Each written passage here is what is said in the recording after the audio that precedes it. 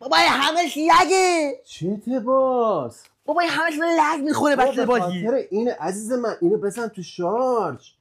باشه ببینم. چقدر خوب شد پسر. میدونی چرا وقتی لپتاپ شارژر وصل میکنی لپتاپ یهو جون میگیره؟ تصور کن داری فتوشاپ کار میکنی، یه بازی سنگین اجرا میکنی، همه چی کندن، فنها خوابیدن، عملکرد یه خشکه، بعد شارژر رو وصل میکنه یهو انگار لپتاپ از یک خواب زمستونی بیدار میشه، برنامه‌ها سریعتر اجرا میشن، FPS بالا میره، لگ‌ها از بین میره. اینا تصادفی نیست، اینا کاملا عمدی و علمیه. بیا تا بهت بگم.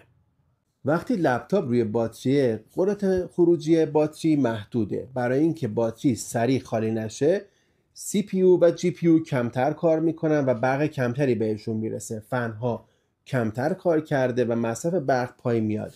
اما وقتی شارژر رو به سیستم وصل میکنیم، سیستم برق کافی و ثابته، پردازنده اجازه پیدا میکنه با نهایت توانش کار کنه، محدود مصرف برداشته میشه، لپتاپ به حداکثر سرعتش میرسه، در نتیجه سریعتر، خنک‌تر و پایدارتر کار میکنه.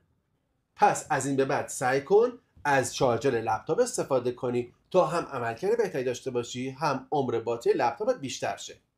یعنی توی باتری لپتاپ خراب نمیشه؟ اینو دیگه تو کامنت ها ازم بپرس.